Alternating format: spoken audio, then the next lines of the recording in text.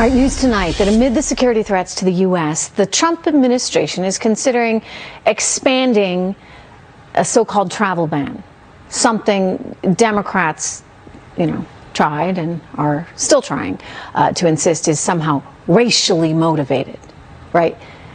Forget that we may actually need to take care of and protect our country and ourselves from any Iranian threats. Don't forget, the regime has vowed historic revenge. And you now have DHS and the FBI saying we need to be super vigilant. Making a deal with Iran, something the president has always kept a door open to, has always been about deal making. 101, if you would, right? Something the Obama administration truly never understood because they were nothing but a bunch of intellectual, naive wonks, not grounded in any kind of real world. Case in point, you got Ben Rhodes, the architect of the so-called Iran deal, tweeting, quote, "If we want to help the Iranian people, we should start by lifting the travel ban." Oh, yeah? While the mullahs are still promising this historic revenge, good luck on that one. And then there's this guy who handed the terrorists $150 billion despite knowing that that money would fund terror. And while the Iranians were holding Americans hostage, blindfolded with hands behind their heads, they all knew. Every single one of them knew where this money would wind up. I think that some of it will end up in the hands of the IRGC or of other entities, some of which are labeled terrorist. To some degree, I'm not going to sit here and tell you that every component of that can be prevented. We know that Iran supports terrorism. We know that Iran supports Hezbollah and the Assad regime. And it certainly is possible that some of the money that Iran has is being used for those purposes too. You know what? It makes me angry every single time I hear that. Because if you knew that, and they did know that, why the heck would you ever sign on to it in the first place? Iran violated that deal as soon as it could. Joining me right now with more, American Islamic Forum for Democracy President Dr. Sudi Jasser. Dr. Jasser, I mean, look, in a negotiation, you negotiate. And it seems to me that you ought to lead with no money will ever fund terror. If one single cent goes to fund Hezbollah or any other stuff you got going on the side, it's over, it's done. Why was that never part of it?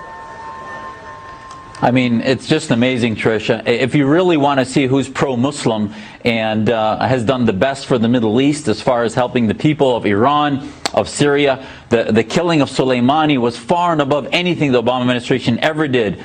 And yet now Rhodes and Valerie Jarrett and Rice and others are trying to find some way to attack President Trump, because to them it's not about the people of the Middle East, it's not about peace, it's not about negotiation, it's about how to make their party look good. And I can tell you right now, it seems like they're more, you look at Ben Rhodes' timeline, and on his Twitter account, it looks like he's more pro-mullah than he is about freedom, democracy, women's rights, all the things the Democratic Party is supposedly about. And when they talk about travel ban, really? Now they want to talk about that after Soleimani's killing, and there's a terror threat that's quite significant where they may retaliate, but they're not going to, because the Iranian regime right now is weaker than it's ever been, and it's gotten weaker because, just as you said, Trish, they're coming to the table because they have to. Maximum pressure is working economically, it's working strategically. Soleimani's dead, and ultimately the people are rising up because they see a president who's tweeting in Farsi, telling them that we are behind the people, not behind their oppressors, as they saw with Obama, Valerie Jarrett, and Ben Rhodes. It's incredible. It's incredible because not just the Obama administration, leftovers, so to speak, the people that you cite, right, that are hanging out now, trying to, armchair quarterback all of this. But the party itself, I mean, don't forget, Bernie Sanders was calling this an assassination.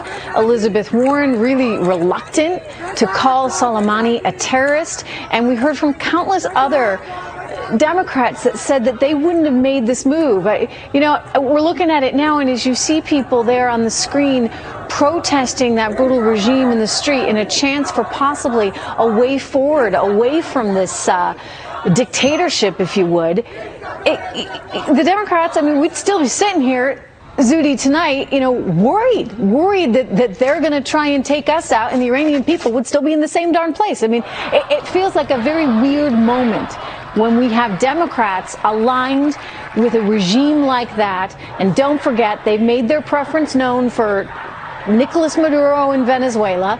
And it's like they'll take the wrong side just because it's the opposite side of Trump. Exactly, because to them, the sin of agreeing with Trump is far more egregious than it is to support the free people that are cheering, that are about revolutions. The revolution didn't start just after this downing of the Ukrainian plane. It was also in crescendo over the last year because of the economic sanctions, because of the pressures. And yet they couldn't even get themselves to sign on to a resolution in the Senate that acknowledged Soleimani's killing, like the Republicans signed on to bin Laden's killing under Obama. They cannot, because of partisanship, get themselves to be moral. It's all about partisan corruption for the left, and they're being the tail of their dog is being wagged by the AOC, the Ilhan Omars, that squad that is really about being anti-American than it is about being pro-freedom and pro-American family, as you said. That could get you into trouble these days, saying they're anti-American. But do you believe that, Dr. Jasser, when you hear from Ilhan Omar?